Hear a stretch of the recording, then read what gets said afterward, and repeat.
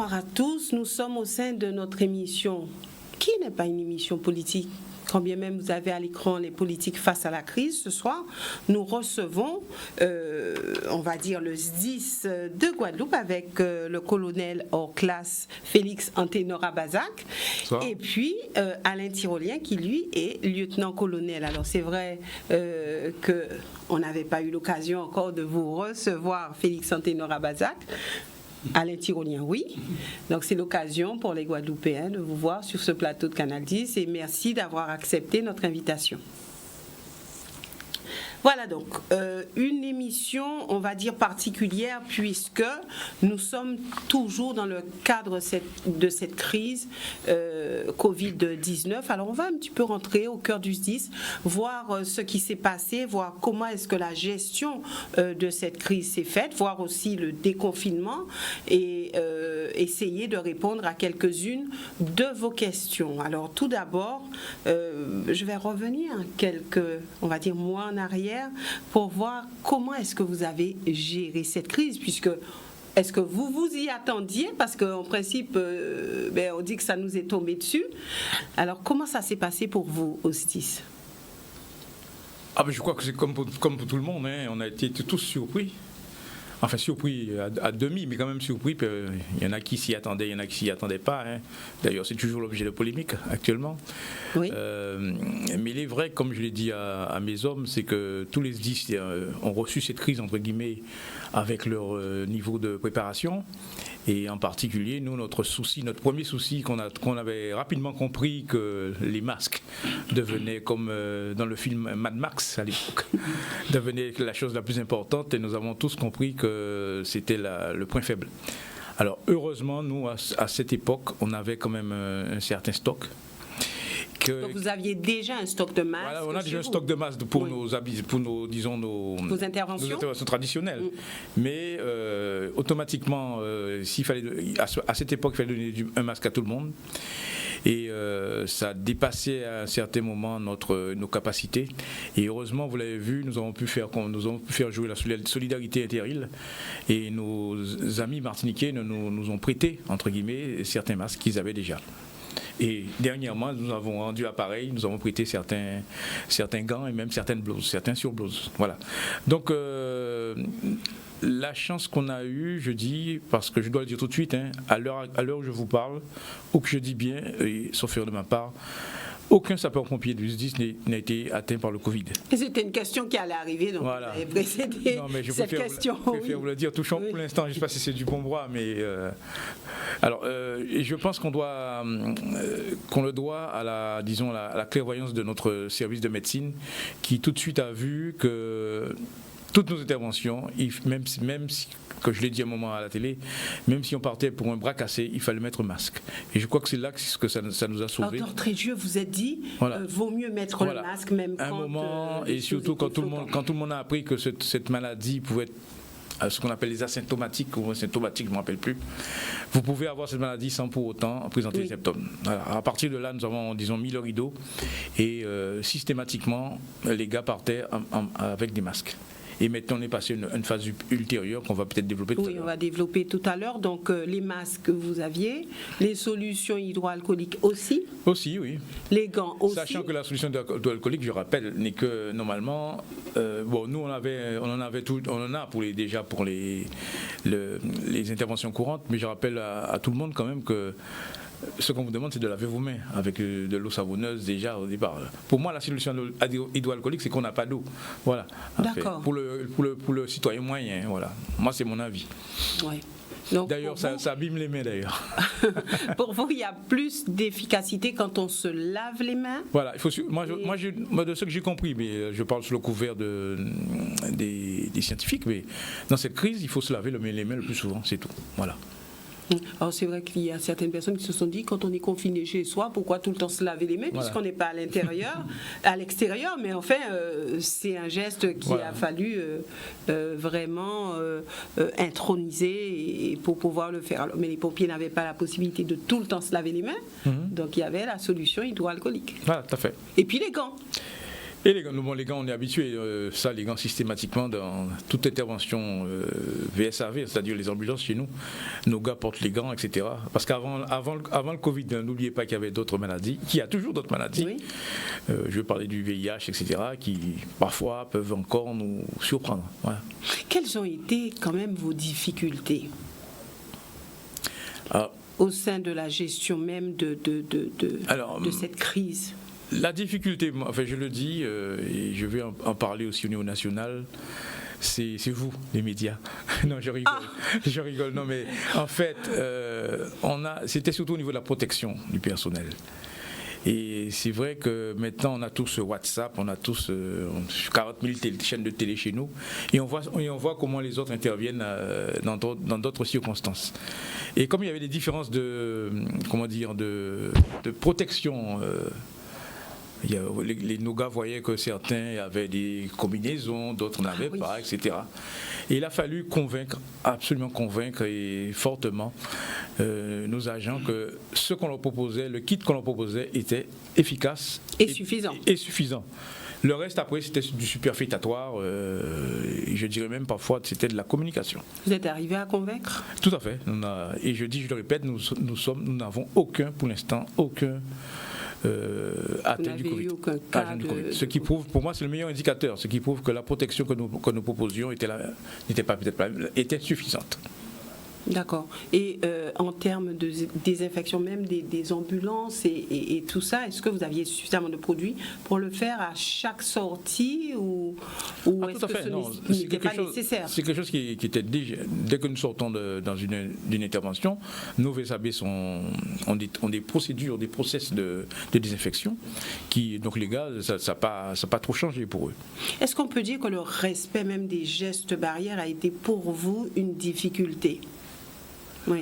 Non, effectivement, les pompiers en fait sont habitués déjà à respecter les consignes. Ils sont des hommes et des femmes qui sont très disciplinés, et en plus c'est pour leur propre protection. Donc non seulement nous avions le service de santé qui a joué un rôle très important, mais nous avons également un service hygiène, sécurité au travail, qui a également été là pour veiller et contrôler, bien entendu avec les chefs de centre, les chefs de service, la bonne application des consignes, et notamment les barrières, la distanciation. Donc à l'intérieur même du SDIS, vous avez respecté ces gestes barrières? Nous avons mis en place des protocoles, comme a dit le colonel, donc très très stricts au niveau de la désinfection des ambulances, au niveau du port des masques, au niveau du port des gants, au niveau même, on a installé des pédilivres à l'entrée des casernes pour éviter la contamination par les souliers. Puis comme nous travaillons en équipe, chacun aussi, encourage son collègue à appliquer les consignes, puisque c'est pour la protection de l'ensemble de l'équipe. D'accord.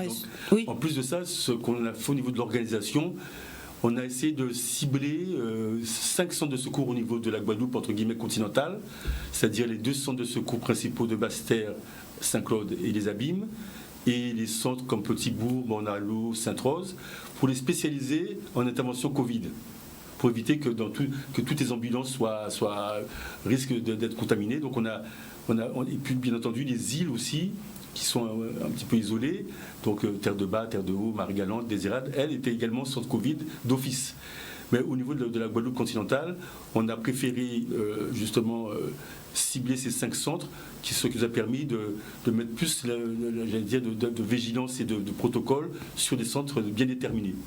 Vous avez eu des interventions Covid ? Tout à fait, aux suspicions, puisque en fait au départ on ne sait pas si c'est avéré ou. Donc on a eu plus de 277 transports quand même, avec suspicion, parce que dès qu'on voyait quelqu'un avait des maux, effectivement on connaît un petit peu la grosse fatigue, la toux, la fièvre, etc. Bon, systématiquement, d'après bien entendu des échanges avec le SAMU, on suspectait, donc il y avait suspicion Covid. Et là on appliquait tous les gestes de barrière, la protection, les masques, pour justement transporter ces victimes au CHU. Et là aussi, il y avait des bâtiments dédiés pour ces victimes, etc. Donc il faut aussi noter la très très bonne collaboration avec le SAMU. Et moi je dois vraiment rendre hommage aussi aux sapeurs-pompiers volontaires qui ont toujours été présents pour nous aider dans ces missions, et également les personnels administratifs et techniques qui nous ont apporté le soutien logistique. Mais ce qui m'a énormément fait plaisir, c'est que les pompiers ont répondu présent. Ils étaient en première ligne sur le terrain, puisqu'ils prenaient énormément de risques. On a beaucoup parlé des soignants, et c'est une très bonne chose. Effectivement, les soignants ont réalisé des exploits, mais les pompiers, il faut le redire, étaient les premiers intervenants à prendre en charge donc, les victimes Covid. D'accord. Et 6 personnes, on mettait le masque, enfin, il y avait tout ce qu'il fallait pour que les pompiers même ne soient pas atteints par ce virus. Dans le protocole qu'on a mis en place, d'ailleurs avec le médecin-chef et donc le colonel Gerpantoni, systématiquement, on mettait aussi le masque à la victime. Donc non seulement les pompiers avaient un masque, mais avant de faire le bilan, etc., on mettait déjà pour assurer le maximum de protection possible, aussi bien pour la victime que pour les pompiers, un masque également à la victime. D'accord. Alors, oui. Mais dans cette crise aussi, je dois ajouter aussi le rôle important qu'ont joué les ambulances privées. Parce que logiquement, les transports Covid ne relèvent pas normalement de nos missions. Mais c'est vrai qu'au départ de la crise, on a dû attendre, disons, un petit. C'est normal, tout le monde n'était pas prêt. Donc, avant qu'ils rentrent vraiment dans la danse, entre guillemets, c'est nous qui avions assumé tous les transports Covid. Avec en particulier, je me rappelle, la mi-mars, où dans une journée, on avait fait 20 transports. En une journée. Ouais. Actuellement. Donc ils se sont organisés, ils ont repris en main donc le système, et actuellement nous sommes à entre 0 et 2 transports Covid par jour. Et encore, ce ne sont pas des urgences absolues, enfin des urgences relatives. Donc c'est pour juste préciser ça. Privées. C'est des ambulances privées. Les ambulances privées qui sont principalement dédiées à ce type de transport. Et vous savez, les gens, le réflexe, c'est surtout d'appeler les pompiers. On est malade. Oui, non, d'accord. Non, vous appelez les pompiers ou encore le SAMU, le 15, qui va faire le bilan. Et pour revenir au nombre d'interventions, à la date d'aujourd'hui, nous en sommes à 277 interventions depuis le début de la crise, de Covid. 277. Voilà. Mais je vous rappelle, avec cette pointe à mi-mars où vraiment ça partait de tous les côtés, et ce qui nous a conduit d'ailleurs, comme a dit le colonel Tyrolien, à recentrer ces transports Covid sur 5 centres de secours, parce que sinon on allait partir dans une dissémination très forte.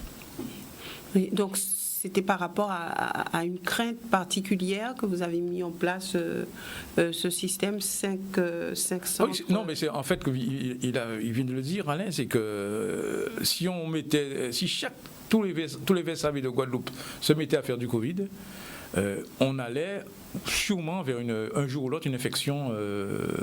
Si vous voulez, on augmentait les risques.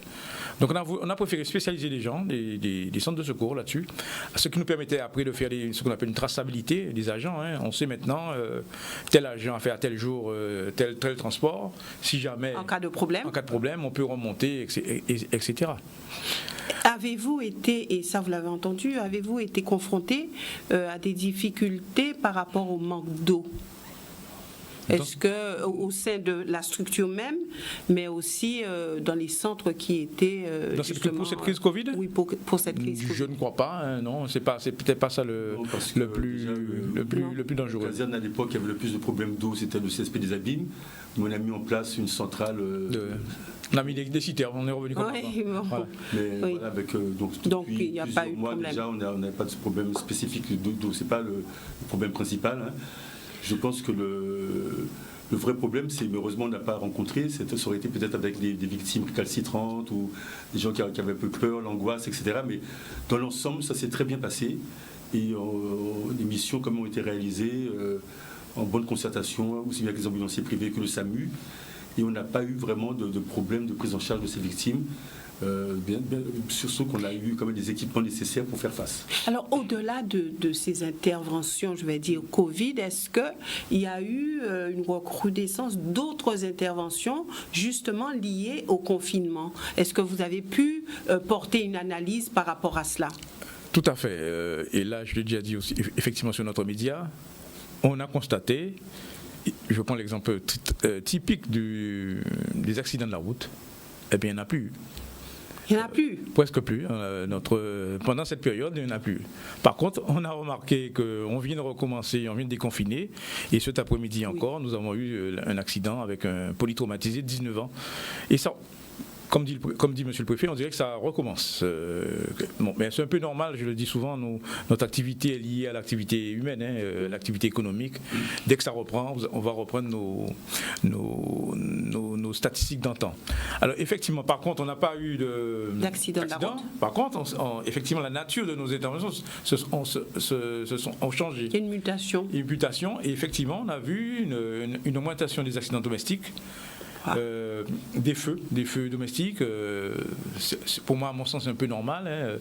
Vous avez plus de gens confinés dans une maison, il y a plus de gens sur la même prise électrique, il y a le téléphone de papa, le téléphone de maman, la Nintendo de petit, etc.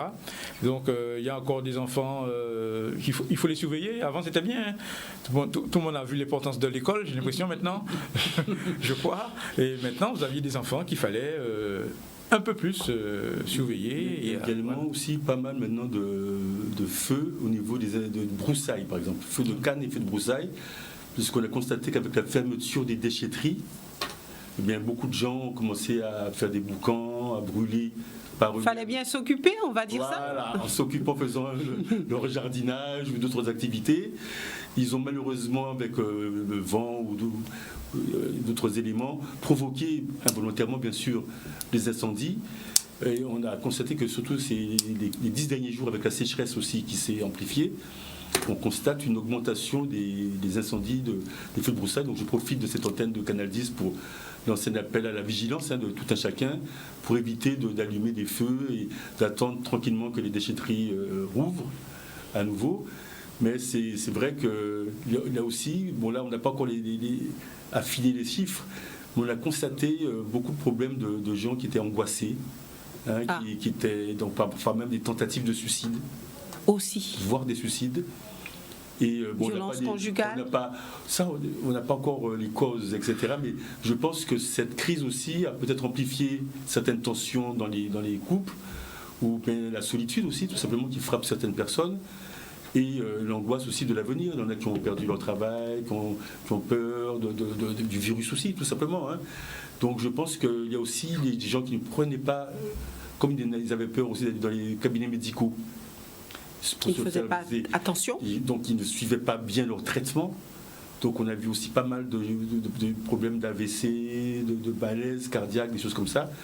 Et c'est peut-être des conséquences indirectes de cette crise Covid, où les gens n'allant pas consulter leur médecin comme ils le faisaient d'habitude, eh bien, parfois aussi des problèmes psychiques, des gens qui avaient des problèmes psychiques, qui ne prenaient pas toujours leurs médicaments, un moins bon suivi, et donc ça peut avoir des conséquences sur leur santé. Peut-on dire juste pour ajouter, il y a quelque chose encore de plus tragique aussi, on a noté aussi une augmentation des personnes, comme on dit chez nous, personnes ne répondant pas aux appels. Et ça montrait un peu le drame de la solitude, et on a retrouvé beaucoup de gens, je le dis, des cadavres, des gens qui étaient morts tout seuls et qui à un moment étaient découverts. Des personnes qui étaient malades déjà ou... On ne sait pas, mais là aussi on a noté pendant cette période cette recrudescence, on en a fait 4 ou 5 à peu près, où très souvent, je pense qu'à cause du confinement, moins de personnes pouvaient venir les voir, etc. Ou encore, comme a dit le colonel Tiroyen, il y avait aussi cet aspect des choses d'augmentation des accidents un peu, soit cardiaques, soit AVC. Voilà, il y a des choses, je pense qu'il y aura des choses à explorer au niveau épidémiologique. Oui, vraiment une analyse à faire. Une analyse qui sont intéressantes. Est-ce qu'il y a eu une recrudescence des décès, en tout cas pour cette période? Est-ce qu'il y a eu beaucoup de décès? Je dirais non, mais par rapport à la même période. Nous sommes notés les décès par AVC et accident cardiaque, supposé cardiaque. Voilà. On a trouvé quand même beaucoup des gens d'un certain âge qui normalement ne seraient pas sujets à ça. Voilà. C'est des choses que on sent ça, mais bon, on n'a pas les statistiques pour l'instant. Oui. Après, il faudra affiner tout ça. Statistiques, il faudra faire des analyses. Vous avez décidé de travailler un petit peu sur Oui, ça. non, voir, mais là, c'est surtout les épidémiologiques qui le verront. Hein, voilà. Mais en tout cas, voir à la même période le nombre de décès et tout cela. Mais est-ce que vous avez gardé le même effectif ou est-ce que vous vous êtes dit va falloir peut-être dire à certains de rester à la maison et comment ça s'est passé? Alors, ça me permet effectivement déjà de revenir un peu en arrière et de vous présenter un peu le SDIS. Hein. Oui. Actuellement, le SDIS, c'est, allez, je dis 2000 personnes au service des Guadeloupéens, 1900 à peu près sapeurs-pompiers. Et puis des gens aussi très importants chez nous, ce qu'on appelle les personnels administratifs et techniques, qui sont en soutien, qui sont de l'ordre de 74. Et tous ces 2000 personnes assurent environ 40 000 interventions par an. Alors effectivement, vous posez une belle question. Dès qu'on est entré dans la crise, on a mis en place ce qu'on appelle un plan de continuité de l'activité. Et quand on a commencé à parler de cette fameuse distanciation, c'est plus social, maintenant c'est physique. Oui. Effectivement, on a pris la décision de mettre en retrait, une partie de nos effectifs. Alors, pour les gens qui étaient ce qu'on appelle le service hors rang, disons, fonctionnel, c'était facile. Mais il y avait aussi les gens qui étaient donc à la caserne de garde. Donc on a demandé aussi que certains ne viennent plus à la caserne, mais restent d'astreinte chez eux. Et avec une sorte de roulement. Alors c'est un risque calculé, parce qu'en même temps, comme je vous l'ai dit tout à l'heure, notre activité, comme elle est liée à l'activité économique, en même temps, notre activité a un peu baissé, donc on a pu équilibrer les deux. Voilà. Et ça s'est très bien passé? Ça s'est très bien passé pour l'instant. Alors maintenant, on est en phase de revenir en arrière, entre guillemets, notre déconfinement. Donc au fur et à mesure, on réintègre les agents prudemment quand même dans les effectifs. De toute façon, nous marquons une pause, mais je reviendrai avec vous. Justement, vous m'avez mis le pied à l'étrier sur cette phase de déconfinement. Comment avez-vous abordé cela? Comment avez-vous préparé ce déconfinement? Et ça sera juste après une courte pause.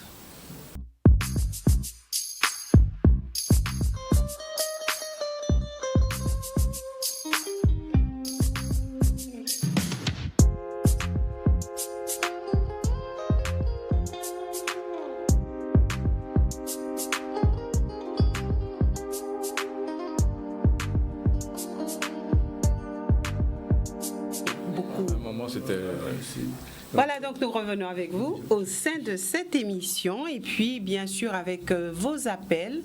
Voilà, donc nous sommes en phase de déconfinement depuis le 11 mai. Est-ce qu'on peut dire que ça a changé les choses pour vous? Quand on a parlé de déconfinement, est-ce que pour vous c'était une autre étape?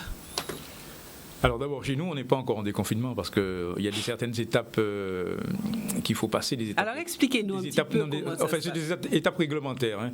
On doit passer par ce qu'on appelle un CHSCT, etc., comité d'hygiène et de sécurité. Mais quand même, on a déjà défini certains grands axes avec certains représentants du personnel et certains élus. Et je dirais qu'on est dans un galop d'essai actuellement en termes de déconfinement. Mais le déconfinement chez nous, c'est très simple au niveau de tout ce qu'on peut faire par télétravail, on le fait. Mais il est clair que notre métier de base, être sapeur-pompier, il ne peut pas faire par télétravail.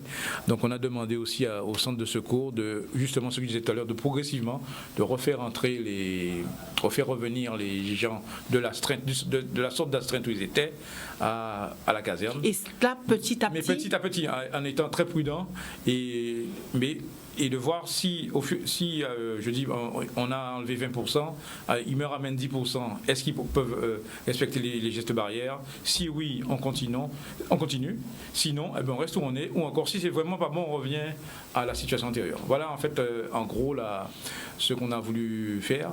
Mais surtout, il faut rappeler donc, le télétravail. J'ai même vu une grande société américaine qui dorénavant maintenant a dit que même après la crise, ils vont rester en télétravail. C'est Twitter, hein, pour ne pas les citer, mais on demande beaucoup. Parce que ça fonctionne bien. Voilà. Et ça a bien fonctionné chez vous? Oui, ça a bien fonctionné. Il y a quelque chose qui est formidable, qu'on a découvert, qu'on connaissait déjà, mais qu'on a vraiment utilisé énormément, c'est la visioconférence. Donc on a notre service informatique qui a mis en place un logiciel qui nous permet à distance de faire des conférences à parfois 20, 30, 40 personnes. Et on a remarqué que quand en visioconférence, en fait, les gens parlent beaucoup moins, ils sont beaucoup plus synthétiques, plus concis. Et finalement, le travail se passe dans de très très bonnes conditions. Et on a pu, et je pense que même après effectivement cette phase de déconfinement, je pense que ce sont des outils qu'on pourrait utiliser, notamment nous sommes un archipel, donc avec des gens qui parfois étaient obligés de se déplacer pour aller dans des réunions, et bien au lieu de tout payer un transport, perdre du temps, etc., je pense qu'on va beaucoup plus... Oui, mais n'empêche, certains disent que justement on ne se déplace pas, on est à la maison, et qu'il y avait beaucoup de réunions par visioconférence et que ça faisait trop. Donc voilà. Alors, il y a aussi justement, je voulais préciser, profiter pour préciser, certes, il y aura le télétravail, mais il y aura aussi une alternance télétravail et présentiel. Hein. C'est-à-dire un jour, la personne en télétravail, et un autre jour, il y aura du présentiel. Parce que malgré tout, même dans les bureaux, entre guillemets, il y a des choses à faire de manière pratique. Je prends un exemple tout bête, signer des parapheurs. Moi, un jour sur deux, je viens... Je suis en télétravail, mais un autre jour, je viens signer tout ce qui a signé. De même que le président du CASDIS, M. Fabien Micheli. Voilà. À un moment, il faut bien être sur place. Voilà. Sur place de la même manière, à un moment, il faut avoir des rendez-vous à l'extérieur. Mais à ce moment-là, il faut venir au bureau, prendre une voiture, aller à ce rendez-vous. Voilà. Combien d'administratifs travaillent chez nous, ils sont 74. Alors que j'étais administratif et technique. Actuellement, il y la même chose, toujours la même chose, mais soit en télétravail, soit en présentiel. Alors effectivement, ça tourne. Voilà, je prends l'exemple de nos mécaniciens.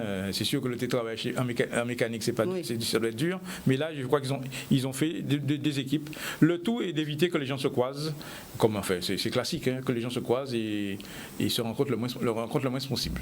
Alors justement, et nous poursuivrons là-dessus, avez-vous constaté un relâchement de tout ce qui est demandé, des gestes barrières depuis ce déconfinement? Est-ce que vous avez l'impression que la population ne suit pas trop et que un petit peu partout il y a ce relâchement?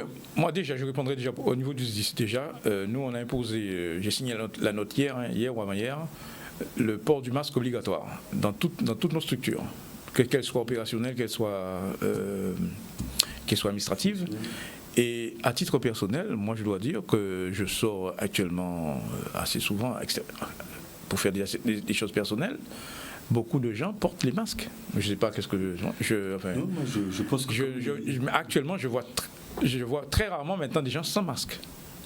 Et je crois que les gens ont bien compris l'importance de cet élément qui, et je le dis souvent, c'est mon avis personnel, on va le garder encore un beau petit moment. Voilà. Ça va faire partie d'un accessoire de mode. Voilà, un accessoire de mode, effectivement. Vous, mesdames, ça va vous empêcher peut-être de mettre du rouge à lèvres, mais que voulez-vous, il faudra vivre avec pendant un certain temps. Hein. Avec la difficulté, là c'est une boutade, hein, je disais ça à mes agences hier, maintenant toute la difficulté c'est de les reconnaître dans le couloir, c'est tout. Mais à part ça... Oui. Moi je partage l'avis du colonel Anténor. Hein. Je pense que dans l'ensemble, comme la population guadeloupéenne a fait preuve d'un esprit de responsabilité, et respecte dans l'ensemble les consignes. Bien sûr, il y a toujours quelques individus qui ne respectent pas et qui mettent les autres actuellement, est-ce que vous pensez que ça... Non, mais j'espère, j'encourage par contre la population à continuer dans cette voie de responsabilité, de respecter effectivement non seulement le port du masque, mais la distanciation physique, éviter de se dépasser inutilement si on n'a pas des choses précises à faire. Pas parler aux plus jeunes, aux enfants, etc. Il ne faut surtout pas relâcher. Ce n'est pas parce que nous sommes en vert et qu'il n'y a pas, pour l'instant, on constate qu'il y a quand même 14 décès en Guadeloupe, mais il faut quand même qu'on maintienne ce département en vert en empêchant que l'épidémie reparte. Donc je crois que tout le monde est conscient de ça en Guadeloupe. Et maintenant, il faut, en tout cas chez les sapeurs-pompiers, je peux vous dire que c'est respecté et on fait le nécessaire, je vous dis, avec le service de santé au travail, avec le service donc effectivement de médecine, les infirmiers et les chefs de centre Et je crois aussi le personnel même qui participe aussi à ces actions. Je crois qu'on est sur la bonne voie. Je rappelle aux téléspectateurs qui peuvent nous appeler et poser des questions. Alors, on peut dire que vous avez aussi fait un petit peu plus, puisque vous avez, il y a eu des petites vidéos qui ont circulé, qui ont été à l'initiative même du SDIS. Tout à fait. Alors, vous parlez souvent des petites vidéos de secourisme qu'on a. Oui. Alors, je le disais tout à l'heure, c'est qu'on a constaté qu'il y avait des accidents cardiaques, enfin, des choses qui se passaient un peu trop souvent. On a dit, comme vous êtes confinés, on va profiter pour vous redonner les bases du secourisme et pouvoir répondre en premier lieu, parce que avant qu'on arrive, il y a quand même 5 à 10 minutes qui se passent. Mais je dois rappeler que la volonté législative qui a toujours été la même, c'est que le citoyen soit le premier acteur je ne dirais pas de sa survie, mais de sa sécurité. Donc en fait, il faut que, l'idéal d'ailleurs, ce serait que tous les Guadeloupéens aient suivi une formation sur les gestes de secourisme.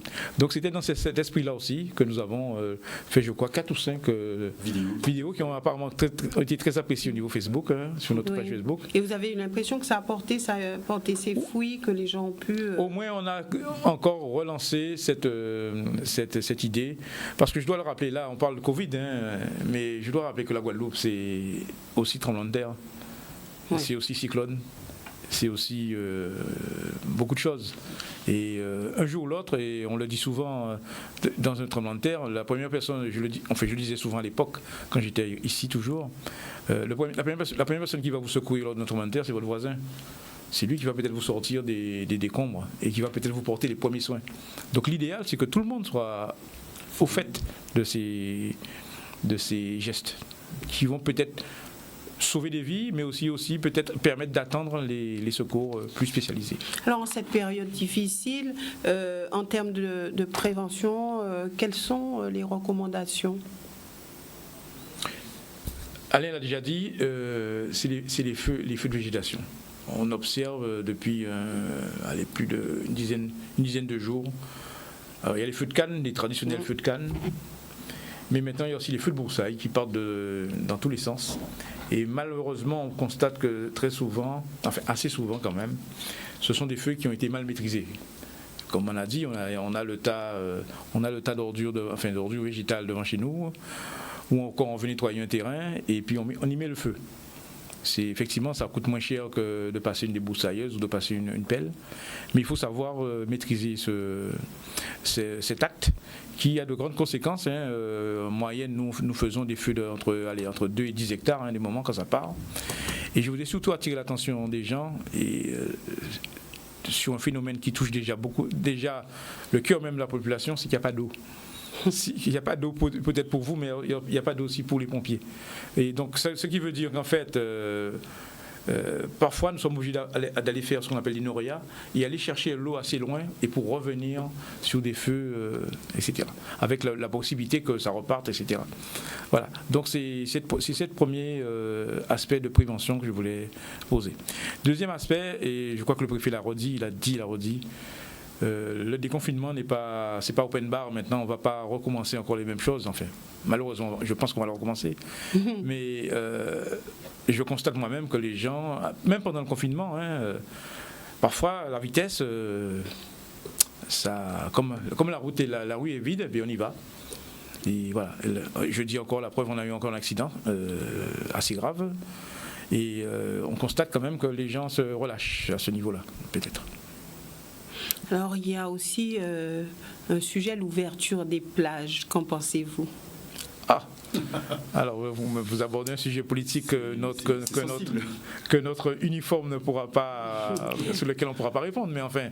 Est-ce que pour vous, ça peut présenter un risque ? Est-ce que pour vous, ça serait source de difficultés ? Le tout, et tout le monde l'a bien compris, c'est ne pas se regrouper. Voilà. Et puis, moi, si un jour je devais autoriser, si j'étais peut-être maire, mais ça ne sera jamais, mais c'est... Pourquoi pas ? Non. Mais si on vient à la plage, c'est pas ni pour faire la bronzette, ni pour faire barbecue, etc. Je viens à la plage, en cabine pour un bain, une demi-heure, 30 minutes, je nage. Tout le monde sait que la mer, ça permet de revigorer, quoi qu'on fasse. Et puis hop, je m'en vais. Mais l'histoire de dire de se coucher et prendre la petite bronzette, là non, effectivement, là je crois qu'il y aura un petit problème. Moi j'ai un avis très personnel là-dessus, mais je pense que tant qu'on respecte les règles de distanciation physique, pour vous, on peut y aller. Je pense que, bien entendu, à condition, sous le contrôle bien entendu du maire, qui doit prendre aussi sa décision, je pense que la mer c'est un médicament naturel qui justement peut permettre d'enlever un peu de stress et d'angoisse. Et c'est simplement les dérives qu'il faut éviter, c'est comme partout. Mais en même temps, je vois qu'il y a beaucoup de gens qui prennent le bus ou le métro. Ils sont beaucoup plus confinés, dans des endroits beaucoup plus confinés. Donc je pense que si justement on fait preuve de responsabilité, mais en respectant des mesures très strictes qui seront établies par les maires et la préfecture, je pense, en ce qui me concerne, qu'on pourrait ouvrir les plages pour laisser un petit peu les gens faire un peu des activités physiques, sportives. Mais comme a dit le colonel, éviter à tout prix le bronzage, les grands rassemblements, les grandes fêtes familiales ou autres. Et par contre, c'est au niveau de l'exercice physique, au niveau également tous les oligo-éléments qu'il y a dans la mer, ça peut être aussi une bonne chose pour un petit peu. Et je crois que ça a été entendu au plus haut niveau national, puisque on a quand même permis aux maires qui font la demande, voilà, et de pouvoir ouvrir certaines plages. Voilà. Je pense qu'il faut sortir de l'aspect plage détente à plutôt un aspect plage, je dirais, médicament. Pas beaucoup, hein. Médicament. Oui. Voilà. Si on sort de cet esprit détente et qu'on reste que je viens me baigner parce que c'est bon pour moi, voilà, et puis après je m'en vais, je crois qu'on peut y aller. Nous avons un appel de téléspectateurs, nous le récupérons. Bonsoir, vous avez la parole et votre question. Allez-y. Allô, bonjour. Bonsoir, madame. Je suis à Paris. Oui. Je m'appelle Mabonne, mais je ne suis pas d'accord pour qu'on aille à la plage, parce qu'à Paris, on n'a pas le droit. Alors, en Guadeloupe, je ne crois pas, il faut faire non plus pour que les gens viennent. On ne sait pas ce qui va se passer. C'est pas fini le coronavirus. Parce qu'à Paris, il y a des enfants qui meurent. Et en Bretagne, madame? Oui, mais à l'hôpital de ma belle-fille travaille, Necker, l'hôpital Robert Debré, l'hôpital, je ne sais pas où, je ne m'en rappelle plus encore. Il y a des enfants qui meurent à ça. J'ai vu un enfant de 5 ans qui est mort là. Ils ont passé à la télé. Alors moi, je ne veux pas qu'on ouvre la plage en Guadeloupe, parce qu'en Guadeloupe, ils vont faire n'importe quoi. Comme moi, je suis guadeloupéenne. Je suis de Saint-Anne, je sais. Ils vont faire n'importe quoi, alors il ne faut pas ouvrir maintenant. Voilà. Paris, on ouvre à Saint-Jean. Je pense que vous avez certainement été entendue, madame. Je ne suis pas sûre que les Guadeloupéens soient vraiment d'accord avec ça. Mais en tout cas, vous avez été entendue. Oui, parce que aussi, il y a les gens vont mettre leur chien pour que les gars rentrent dans sur les enfants. Non, je ne suis pas d'accord. D'accord, madame. Merci beaucoup et merci de nous avoir appelés. Merci, parce que moi, j'écoute tous les soirs, je suis sur la télé là, avec Chicanois, c'est les autres et les autres, jusqu'à maintenant. Merci beaucoup, madame. Courage aux pompiers. Merci, madame. Merci beaucoup, madame. Merci. Merci. Au revoir. Donc c'est vrai que de loin, les gens Non, mais cet appel permet de revenir exactement à ce que je veux dire. Oui. Il faut effectivement de mettre des règles. Mais cette dame dit pas de plage, voilà, mais ça démontre les limites. C'est vrai, il y a des limites, mais c'est vrai qu'on est dans la mer, il faudra peut-être rester 1 mètre, à moins qu'on invente un jour un masque pour aller dans l'eau, mais on reste 1 mètre, etc. Voilà. Je dirais qu'il y a une durée limite, je dirais, allez, 20 minutes, 1 heure dans la mer, et puis on s'en va. Mais c'est sûr que si tout le monde reste là, quand on fait si mal, etc., tiens, elle est jolie, non, on va pas s'en sortir. Enfin, si c'est un tiens, elle est jolie de loin, si c'est quand on fait si mal de loin, voilà, mais ça pose pas de problème. Non, mais c'est vrai que je peux comprendre, sans te couper, je peux comprendre, effectivement, dans la mer, on aura peut-être, effectivement, à un moment, on va se rapprocher. Effectivement, on va parler, on va discuter, tout le monde l'a déjà fait. Il faudra aussi penser que même dans la mer, il faudra rester 1 mètre. Voilà. Ouais. Je peux comprendre j'allais dire les interrogations de cette dame, qui sont tout à fait légitimes. Mais en même temps, autant je pouvais le comprendre en période de confinement strict, mais ce que beaucoup de Guadeloupéens ne peuvent pas comprendre, c'est pourquoi on autorise, par exemple, les gens à prendre le bus, le métro, certains centres commerciaux, et on refuse la mer. C'est peut-être pour ça que... mais moi, je pense qu'il faut vraiment revenir toujours à la responsabilité.